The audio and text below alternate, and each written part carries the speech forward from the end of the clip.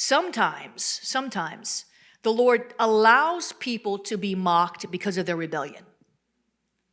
So when you're mocked, either by a person or by a demon, you have to make sure that you are in right standing with God, that you've not put yourself in a position where the Lord is allowing you to be mocked. Why would he allow that?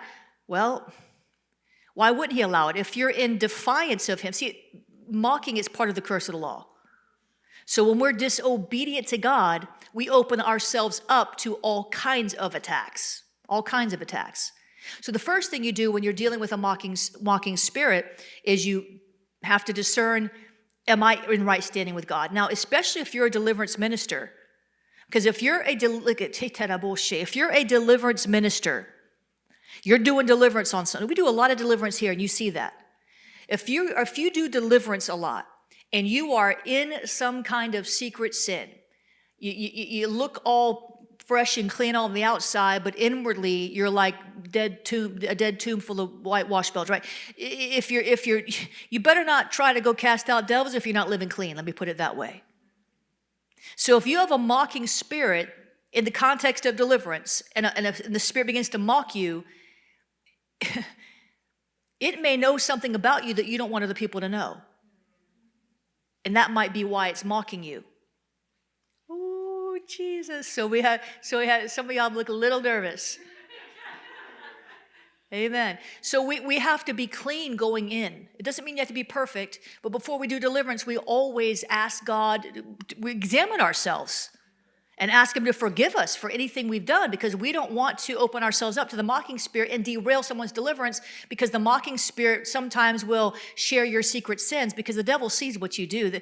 Satan's not watching everything you do, but there's demonic networks, there's watcher spirits, and they'll expose your sin right in front of everybody. And if you now, sometimes mocking spirits will accuse you of something you didn't do, but if you didn't do it, you'll be like, it will roll off your back, because you know you didn't do it. But if you did it, and the demonic network tells that, listen, you're going to be embarrassed. It's going to rattle you. You're going to be like, oh, how'd they know that? Like, oh, it's going to throw you off. So you have to make sure you're in right standing with God, because if you're not, God can allow that mocking spirit to come against you. Other times, people mock us because we're in the will of God. They can mock us because we are in the will of God. People mock deliverance ministers all the time. You can go look up my name on YouTube, and they'll mock me for casting out devils, mock me for prophesying, mock me for They dress me up, they put like a big head and some strange, like a bobblehead. They make bobbleheads out of me. I wish I could get one. If they sold them, I would buy me a apostolic bobblehead, and because it makes me laugh. They're mocking me, but, I don't buy into what they're saying, so it doesn't make any difference.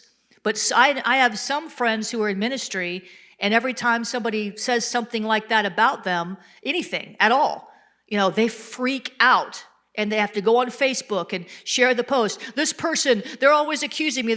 Please. All you're doing is feeding into it. So we don't want to be moved by a mocking spirit. If you're visibly shaken by the mocking spirit, you're just going to get mocked more. It's like the bully who goes after the one who seems insecure, the one who seems weak. If you stand up to the bully goes bye-bye. But if you let the bully sit there and antagonize you, and you show the bully that it's rattled you, that it's harmed you, that it's hurt you, the bully's going to keep going on after you. It's the same concept. So in the context of deliverance ministry, sometimes the mocking spirit manifests.